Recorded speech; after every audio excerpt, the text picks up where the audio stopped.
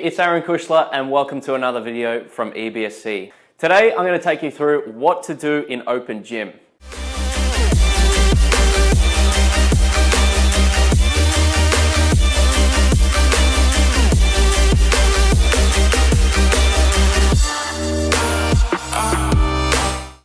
So it's open gym time and you've decided to go and do some training. The only problem is, what are you going to do when you actually get there? Should you do what you just normally do in your standard sessions? Should you work on technique? Or are you just going to follow along with what everyone else is doing when you get there? It can be really hard to figure this out for yourself, especially if you're a type of person who likes to go in and let someone else do all the behind the scenes stuff and just do the work. But I'm going to show you a simple way how to set this out for yourself so that if you've got the reins to your own training, you can take charge and still get good results. So let's jump right into it. I'm going to show you a system that you can use for any training session. It doesn't have to just be what we're going through on the board. You can use these same steps to come up with your own training routine. There's also a downloadable PDF down below. So if you want to find out how to set this out in a bit more detail, you can download that, and there's 2 sample workouts in there for you to try next time in open gym. Firstly, to kick things off, what we're going to need an idea of is our strengths and weaknesses. So this is going to predetermine what we're actually going to be working on when we go into our session. So we want it to be a fun session that you actually enjoy doing, but also a productive session that's going to move you forward. A simple way I like to use with determining our strengths and weaknesses is literally just writing out a list. So have one column with your strengths, one column with your weaknesses, and go through any movements that you know of that are really easy for you, ones that you like doing, and ones that are weaknesses for you, so ones that you don't like doing or you're not very good at. We want to include both of those elements in there. The second thing that we want to work on is the warm-up. Now, a few things to consider when we do a warm-up. We're looking to raise our core temperature, get our central nervous system fired up and ready for the activities that we're going to be doing.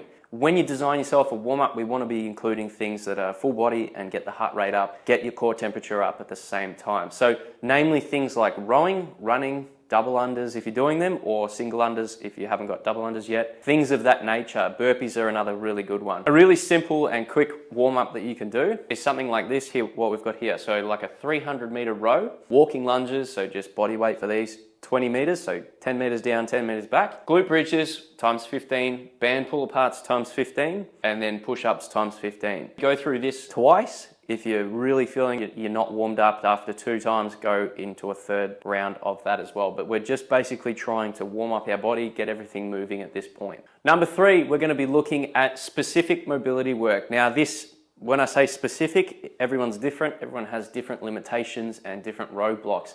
So again, you're going to take movements that you've found here in your strengths and weaknesses. The weaknesses side of it, we're going to be looking at a little bit more in detail. So is there any movements that are a weakness for you due to mobility? So let's take overhead squats, for instance. A lot of people do struggle with that with the shoulder mobility.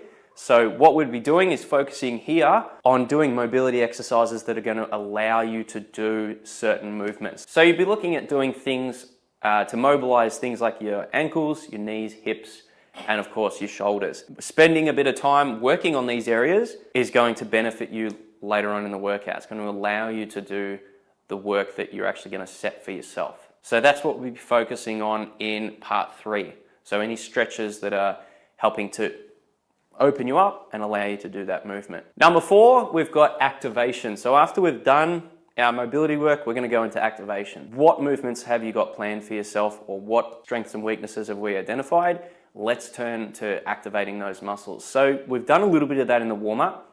If there's anything in particular that we want to activate further, this is where we're going to do that. If we're doing something like a squat, let's take overhead squats for instance. We've worked on, we know that's a weakness. We're going to be working on that in our session. We've done our mobility work to free up our shoulders. Now let's work to activate muscles that are going to help stabilize us when we're in that position. Namely, muscles of the core. A really simple and effective one that I like to use is a pull-off press. So you set up a band on the rig, you stand side onto it, nice and braced, and you're pressing the band away and pulling it back in. So the further away that you bring that band, puts more tension and it tries to rotate you around. So you're going to basically resist that rotation. So those types of movements are really good to activate your core. After we've done all our activation work and we're ready to go, next we're going to jump into skill work.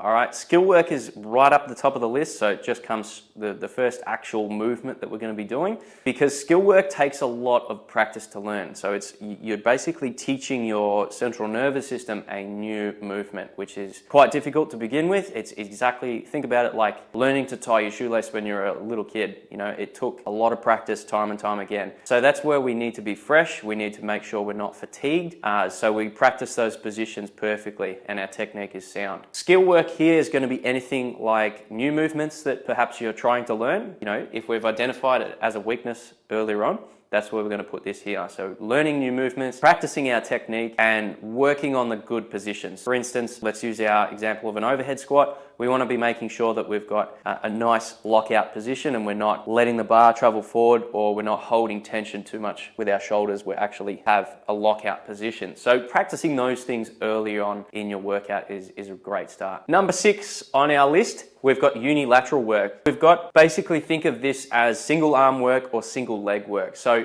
everyone wants to snatch more, they want to overhead squat more, overhead press more weight. Those things are great, but if you've got one side that's slightly weaker than the other, you're leaving a lot of strength on the table. Now, in this part of the workout, we're going to take each limb individually and train it using different exercises. Think about doing things like pistol squats, Bulgarian split squats, or lunges are a really good one for the lower body. Things like single arm bench press, single arm dumbbell overhead press, and things like dumbbell rows are really, really good to balance out right to left strength. So that's going to come next after our skill work. Number 7 on our list, we've got bilateral work. So now we get to the fun stuff. Now we're looking at doing both legs, both arms at the same time. So this is where you're going to have things like your snatches, your cleans, overhead squats, back squats, any type of pressing, split jerks, push press, any of those sort of movements. This is where we're going to practice them in this section of the workout.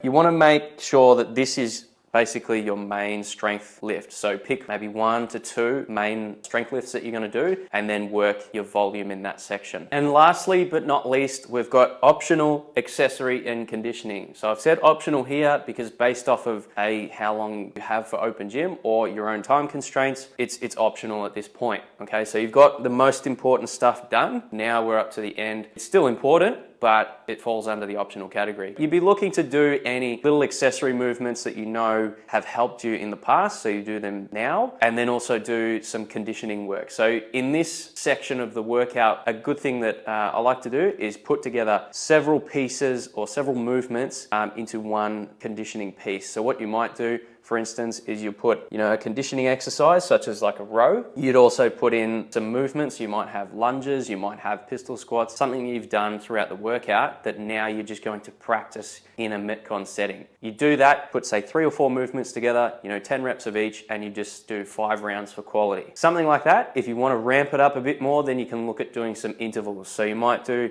6 sets of 300 meters on the rower at your 2K pace. All right, so holding each of those pieces, each of those intervals at your 2K pace. Something else you can do in this section, if you don't want to jump on the roll, or you do a lot of that in your regular classes, is to throw in things that you don't normally do. Things like odd object training. Maybe you're going to have some strongman movements in there, using different things that you don't always use in regular classes. This is a great opportunity to test those out in this section here. So you might do something like dead ball loading. You could do 6 sets of 30 seconds on, 30 seconds off. Another alternative at this point is things like a farmer's carry. So you want to train your grip strength, your upper back strength, and your core strength at the same time. So they're a really good finisher to add in at this point here. If you want it to be a bit more conditioning based with these sort of movements, you can add in things like sleds, tire flips, prowler sprints. They are always pretty hard on the legs. They'll give you a really good conditioning effect at the end. Hopefully that's given you a bit of a rundown as to how to break it down. It does look like a lot of work, and it does look like it would take you forever. However, you don't want to be in the gym all day. So don't really spend too much time.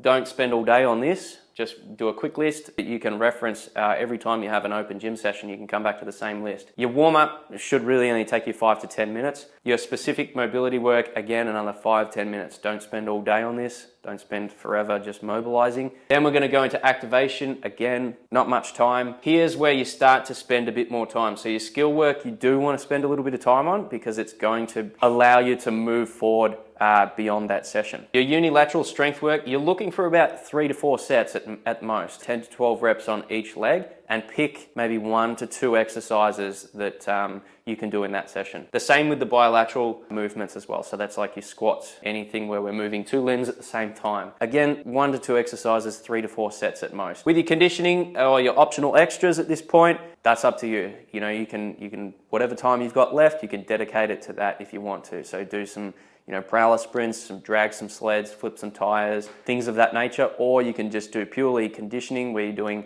intervals on the rower.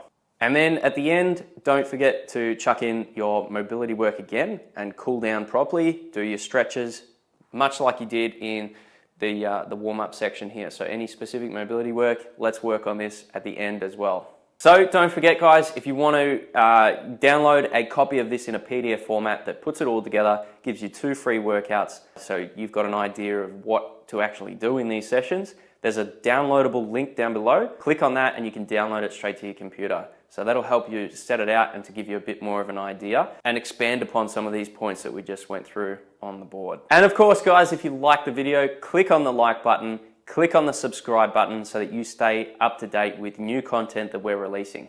And until next time, I'll see you then.